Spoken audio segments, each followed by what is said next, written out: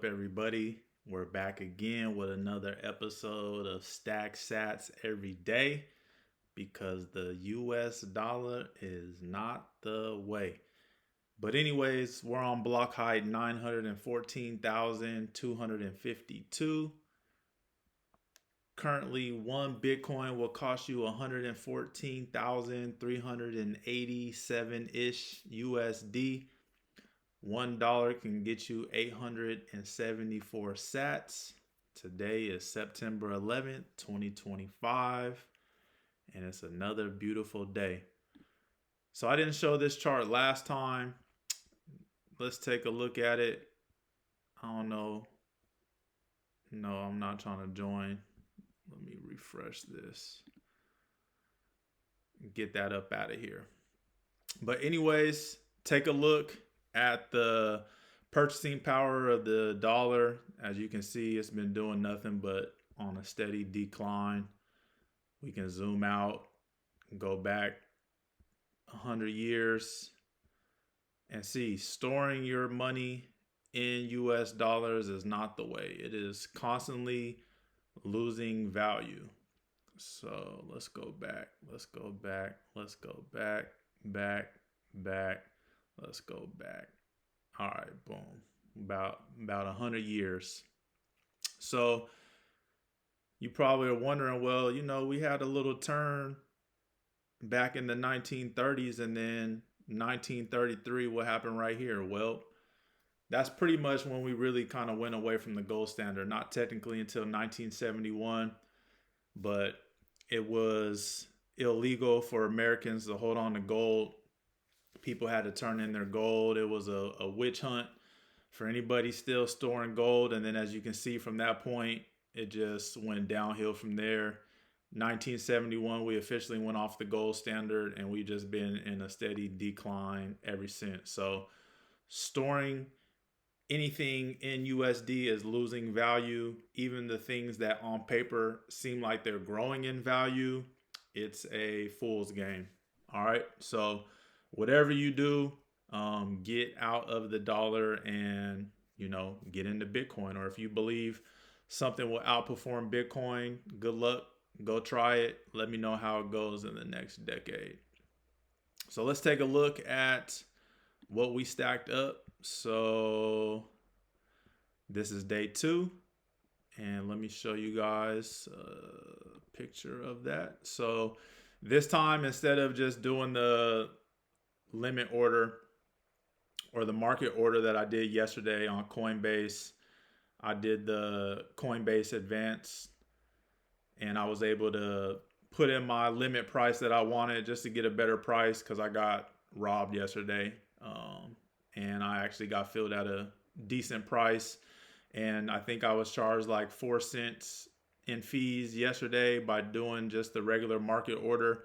Today we were able to get, almost a full dollar's worth. And that was without buying the pro. I think the pro account is like $4.99. Like I said, I'm still very pro Strike. I rock with Jack Mallers and what they got going on. And then, also the Fold card.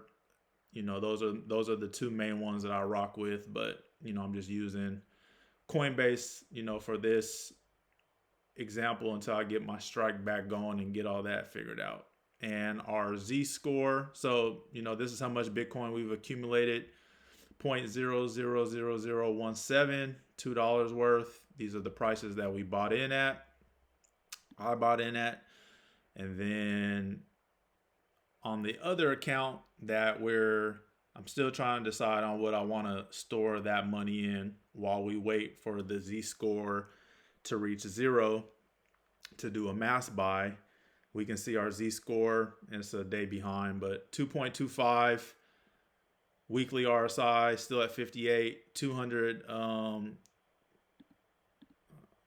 Let me get that extra W out of there. The 200 week moving average is slowly creeping up. This is what we like to see. That's the 200 week is a good indicator for what our floor is. So we want to see this. We want to see this price continue to rise. And as we look at this next chart, well, once we look at the 200 week, you'll see. So the Z-score, I explained what it was already. If you want to go read about it again or look more into detail, it's pretty much a sharper version of the RSI, pretty much telling you, you know, the red area up here, when this orange line, the Z-score line, reaches these levels, it's going to be considered extremely overbought.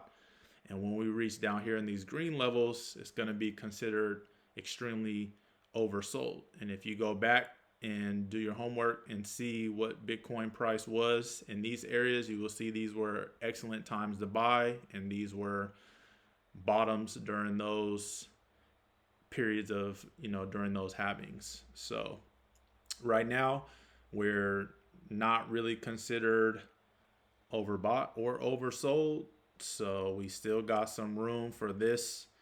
You know, if we stick to previous cycles, this cycle we still have room to run. So we'll see if this holds true or not. But, you know, like I said, that's why I'm doing this, to see, you know, if we can catch these bottoms, you know. And then taking a look over on stock charts, looking at the weekly, we're currently at 58 on the weekly. So I like to look for, you know, under 50 is a good sign of accumulation. As you can see in this area, we were under the 50 here.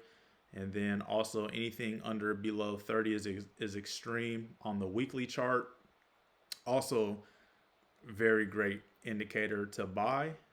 And then if we take a look at the 200 week moving average, we can see that this line right here is our 200 week moving average price, and we see it's slowly moving up. So if you go back, you know, it only goes back to 2012.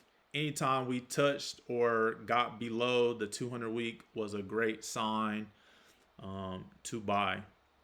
And then on here you can go back and you can see what price was at those times when we were either at the 200 week or below the 200 week. So day 2 in the books, and I will catch you guys tomorrow for day 3. Keep stacking, stay out the way, block the noise.